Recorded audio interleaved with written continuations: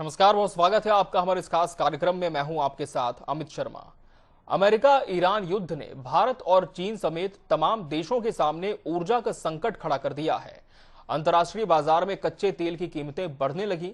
America ने भारत पर रूस से तेल खरीदने पर भारी टैरिफ ठोक दिया। डोनाल्ड ट्रंप का तर्क था कि इसी पैसे से रूस यूक्रेन से युद्ध लड़ रहा है। ऐसे में काम आया वेनेजुएला, जिसने भारत को जमकर कच्चे तेल की आपूर्ति की। जहां पूरी दुनिया में तेल की कीमतों में जमकर इजाफा हुआ, वहीं भारत में नाम मात्र की बढ़ोतरी देखने को मिली। कैसे ये सब संभव हुआ, देखिए इस रिपोर्ट में।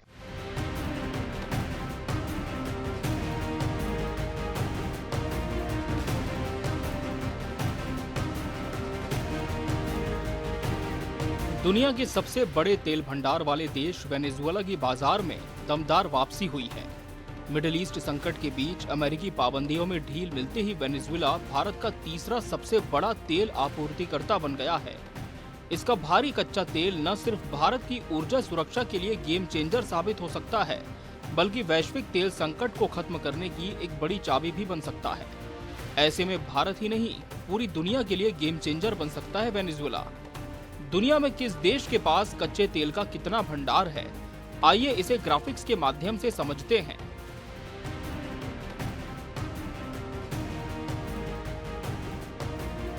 विश्व में कच्चे तेल का भंडार: वेनेजुएला 303.22, सऊदी अरब 267.2, Iran 208.6, Canada 163.63, Iraq 145.02, UAE 113, Kuwait 101.5, रूस 80, अमेरिका 55.25, लीबिया 48.36, बाकी दुनिया 244.23। Source: oil and gas journal 2023। Bharat Venezuela से तेल आयात करने के लिए हमेशा व्यापारिक लाभ और व्यावसायिक योग्यता को प्राथमिकता देता है। भारत अंतर्राष्ट्रीय प्रतिबंधों का पालन करते हुए भी अपनी ऊर्जा सुरक्षा को मजबूत करने के लिए पूरी तरह स्वतंत्र है। भारतीय सार्वजनिक क्षेत्र की तेल कंपनियां 2008 से ही वेनेजुएला की राष्ट्रीय तेल कंपनी के साथ साझेदारी में हैं। यदि व्यावसायिक रूप से सौदा फायदेमंद और सुरक्षित है, तो भारत वेनेजुएला से आपूर्ति बढ़ाने के लिए पूरी तरह तैयार है। ईरान और अमेरिका के बीच बढ़ते तनाव और होर्मुज स्ट्रेट पर मंडराते खतरे के बीच दक्षिण अमेरिकी देश वेनेजुएला भारत के लिए एक बड़ा मददगार बनकर सामने आया है। भारत को क्रूड ऑयल सप्लाई करने के मामले में वेनेजुएला अब तीसरे नंबर पर पहुंच गया है। इस रेस में उसने सऊदी अरब और अमेरिका जैसे बड़े देशों को भी पीछे छोड़ दिया है। ये वही वेनेजुएला है जो पिछले कई सालों से बदहाल आर्थिक स्थिति, खराब मैनेजमेंट और कड़े अंतर्राष्ट्रीय प्रतिबंधों की मार झेल रहा था। लेकिन अब अचानक ये देश भारत सहित पूरी दुनिया की एनर्जी सिक्योरिटी यानी ऊर्जा सुरक्षा के लिए सबसे जरूरी सेंटर बन गया है। कच्चे तेल के इस खेल में वेनेजुएला की वापसी से अब ये उम्मीद जगी है कि दुनिया भर में महंगाई कम हो सकती है। वेनेजुएला में होने वाले किसी भी राजनीतिक संकट या अमेरिकी दखल से भारत की तत्काल ऊर्जा सुरक्षा को कोई खतरा नहीं है। भारत ने पिछले कुछ वर्षों में अपने तेल आयात के स्रोतों में बहुत विविधता ला दी है। 2019 के प्रतिबंधों के बाद से वेनेजुएला पर भारत की निर्भरता बेहद कम हो गई थी, इसलिए वहां के किसी भी झटके से भारतीय बाजार पूरी तरह सुरक्षित है। लेकिन अगर प्रतिबंध स्थायी रूप से हटते हैं, तो भारतीय कंपनियों को वहां अपने पुराने निवेश को दोबारा भुनाने का मौका मिलेगा। ये हर कोई जानता है कि क्रूड ऑयल के बिना दुनिया का पहिया घूम नहीं सकता। जब बात सबसे बड़े तेल भंडार की आती है, तो जहन में अमूमन सऊदी अरब या अमेरिका का नाम आता है, लेकिन असल सरताज वेनेजुएला है। इस देश की धरती के नीचे करीब 303 अरब बैरल कच्चे तेल का विशाल भंडार छिपा है। ये पूरी दुनिया के क्रूड रिजर्व का लगभग 20% हिस्सा है। अमेरिका के पास जितना तेल है, उससे 5 गुना ज्यादा अकेला वेनेजुएला समेटे बैठा है। सऊदी अरब 267 अरब बैरल से लेकर कनाडा 171 अरब बैरल तक इस मामले में काफी पीछे छूट जाते हैं। सालों तक खराब मैनेजमेंट, विदेशी पाबंदियों के कारण ये खजाना जमीन के नीचे ही दबा रहा। साल 2020 में इसका उत्पादन गिरकर 4 लाख बैरल प्रतिदिन से भी नीचे आ गया था। लेकिन अब तस्वीर बदल रही है। ओपेक की मई 2026 की रिपोर्ट बताती है कि अमेरिकी पाबंदियों में मिली चुनिंदा छूट शेवरॉन जैसी ग्लोबल कंपनियों के निवेश के दम पर इसका उत्पादन 11.36 लाख बैरल प्रतिदिन के पार पहुंच गया है। अगर ये देश अपनी पूरी क्षमता का दोहन कर ले तो अंतर्राष्ट्रीय बाजार में पेट्रोल डीजल की कीमतें तेजी से स्थिर हो सकती है। होर्मुज जलडमरू मध्य में व्यवधान के कारण कच्चे तेल की बढ़ती कीमतें भारत की राजकोषीय स्थिरता के लिए गंभीर खतरा हैं। 15 मई 2026 को भारत में पेट्रोल डीजल की कीमतों में हुई 3 रुपए की बढ़ोतरी वैश्विक तेल संकट का सीधा असर है। भारत के लिए जो अपनी जरूरत का लगभग 85 से 90% तेल आयात करता है, ये संकट विदेशी मुद्रा भंडार और राजकोषीय संतुलन को बिगाड़ रहा है। कमजोर होता रुपया इस आयात खर्च को और अधिक बढ़ा रहा है। कैसे मिडिल ईस्ट का तनाव लाया भारत के लिए बड़ा मौका, आइए अब इसे भी समझने की कोशिश करते हैं। भारत अपनी जरूरत का लगभग 85% कच्चा तेल विदेशों से आयात करता है। हाल के दिनों में ईरान विवाद, स्ट्रेट ऑफ होर्मुज में व्यावसायिक जहाजों की आवाजाही बाधित होने के कारण मिडिल ईस्ट से आने वाली सप्लाई चेन बुरी तरह प्रभावित हुई है। इसके चलते सऊदी अरब से होने वाली सप्लाई घटकर 3.40 लाख बैरल प्रतिदिन रह गई है। इस मुश्किल वक्त में भारतीय रिफाइनरियों ने तेजी से अपना रुख वेनेजुएला की तरफ किया। बस फिर क्या था, वेनेजुएला भारत का सबसे बड़ा क्रूड आपूर्तिकर्ता बन गया।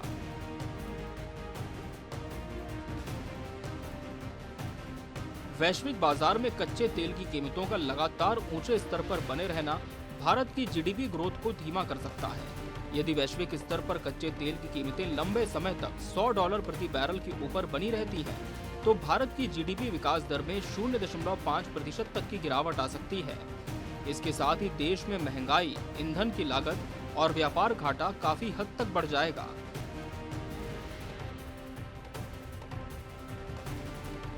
कैसे भारतीय ऑयल कंपनियों ने किया ये कमाल, आइए इसे भी समझ लेते हैं।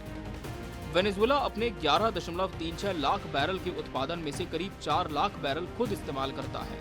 बाकी बचे 7.3 लाख बैरल के एक्सपोर्ट में से भारत अकेला 4.17 लाख बैरल मई महीने में खरीद रहा है। इसका सीधा मतलब है कि वेनेजुएला के कुल निर्यात का 55% से ज्यादा हिस्सा सीधे भारतीय बंदरगाहों पर उतर रहा है।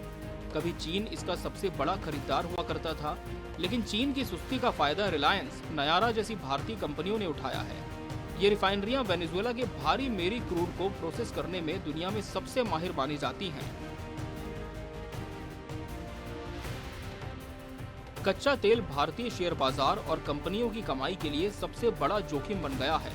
ईरान संकट और महंगे कच्चे तेल के कारण विदेशी संस्थागत निवेशकों ने भारतीय शेयर बाजार से 2 लाख करोड़ रुपए से ज्यादा की आक्रामक निकासी की है। यदि कच्चे तेल का ये झटका भारतीय कंपनियों के मुनाफे को प्रभावित करता है, तो घरेलू खुदरा निवेशकों के भरोसे की वास्तविक परीक्षा होगी। ओएनजीसी का फंसा पैसा कैसे निकलेगा बाहर, अब जरा सा इसे भी समझ लेते हैं। असल में भारत का दांव सिर्फ सस्ते तेल की खरीद तक सीमित नहीं है, ये रणनीतिक सुरक्षा का भी बड़ा मसला है। भारत की सरकारी पेट्रोलियम कंपनी ओएनजीसी ने इस देश के ऑयल ब्लॉक्स में करोड़ों डॉलर का भारी भरकम निवेश किया हुआ है। लंबे समय से अस्थिरता के कारण ये पैसा फंसा हुआ था। अब जैसे जैसे वहाँ के हालात सुधर रहे हैं, भारत के इस निवेश की सुरक्षा की गारंटी भी पुख्ता हो रही है। वैश्विक कूटनीति के मोर्चे पर भी ये देश भारत के लिए बेहद अहम है। संयुक्त राष्ट्र सुरक्षा परिषद में भारत की स्थायी सदस्यता का वेनेजुएला हमेशा से पुरजोर समर्थन करता रहा है। ऐसे में दोनों देशों की ये व्यापारिक साझेदारी एक मजबूत भू राजनीतिक गठजोड़ की नींव रख रही है। भारत ने वैश्विक तेल झटकों को आर्थिक और रणनीतिक लचीलेपन के साथ बखूबी संभाला है।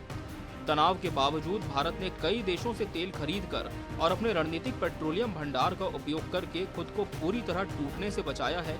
सरकार के समय पर उठाए गए वित्तीय कदमों और रूस वेनेजुएला से सस्ते तेल के विकल्पों ने घरेलू कीमतों को एक सीमा से बाहर जाने से रोका है।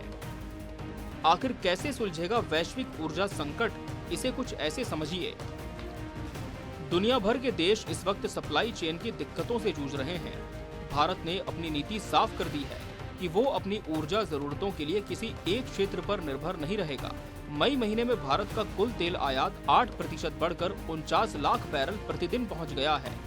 भारत ने जहां रूस से सबसे ज्यादा 19.83 लाख बैरल प्रतिदिन कच्चा तेल लिया, वहीं यूएई को दूसरे नंबर पर रखा। अब वेनेजुएला मजबूती से तीसरे पायदान पर खड़ा है। वेनेजुएला के मौजूदा आर्थिक संकट का समाधान भी उसके तेल उत्पादन की तेज बहाली में ही छिपा है। जैसे जैसे प्रतिबंधों में ढील मिलेगी, विदेशी निवेश बढ़ेगा, ये देश वापस अपने चरम स्तर 30 लाख बैरल प्रतिदिन की ओर बढ़ सकेगा। इससे न सिर्फ वेनेजुएला की चरमराई अर्थव्यवस्था दोबारा पटरी पर लौटेगी, बल्कि भारत जैसे विशाल उपभोक्ता देशों को एक सस्ता, भरोसेमंद ऊर्जा का स्रोत मिलता रहेगा।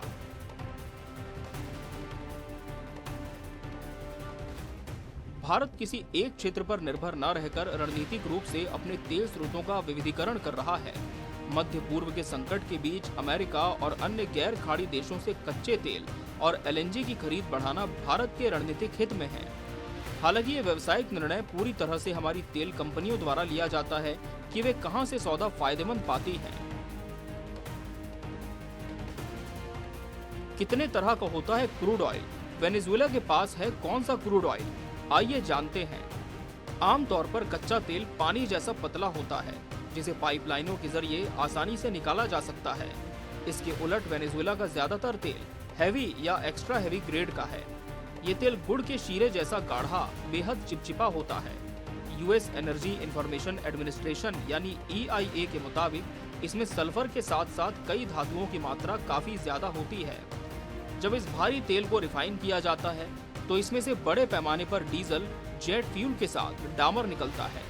यही वजह है कि दुनिया भर के ट्रकों, समुद्री जहाजों, भारी मशीनरी को रफ्तार देने वाले डीजल के उत्पादन के लिए वेनेजुएला का क्रूड सबसे मुफीद माना जाता है। ADI एनालिटिक्स की एक रिपोर्ट के अनुसार अमेरिकी शेल ऑयल जैसा हल्का क्रूड डीजल बनाने के मामले में इस भारी तेल के सामने कहीं नहीं टिकता।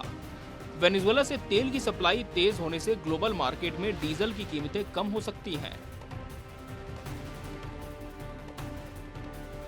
लाइट, मीडियम और हैवी क्रूड का फर्क। Type light crude API gravity 31.1 से ज्यादा, सल्फर कंटेंट 0.5% से कम, रिफाइनिंग आसान, प्राइस महंगा। Type medium crude API gravity 22 से 31, सल्फर कंटेंट 0.5 से 2%, रिफाइनिंग संतुलित, प्राइस मध्यम। Type heavy crude API gravity 22 से कम, सल्फर कंटेंट 1 से 2% से ज्यादा, रिफाइनिंग महंगी, प्राइस सस्ता। भारतीय खरीदारों ने वेनेजुएला के कच्चे तेल में बहुत रुचि दिखाई है, क्योंकि ये सस्ता है और भारतीय रिफाइनरियों में आसानी से शुद्ध किया जा सकता है।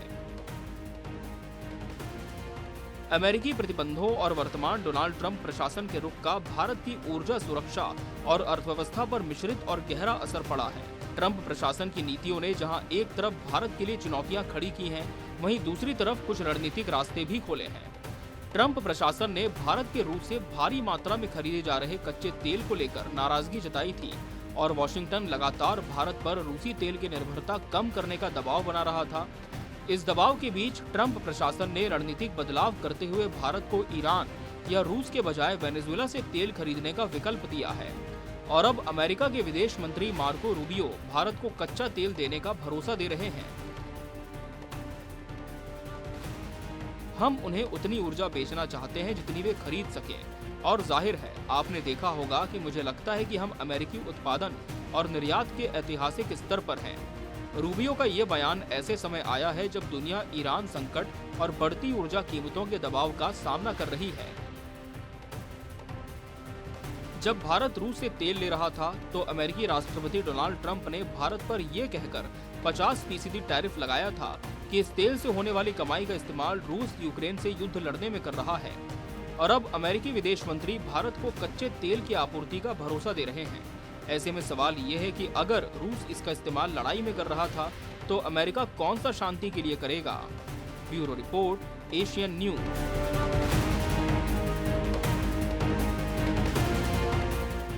इसी के साथ हमारे इस खास पेशकश में फिलहाल इतना ही। मुझे और मेरी पूरी टीम को दीजिए इजाजत। नमस्कार।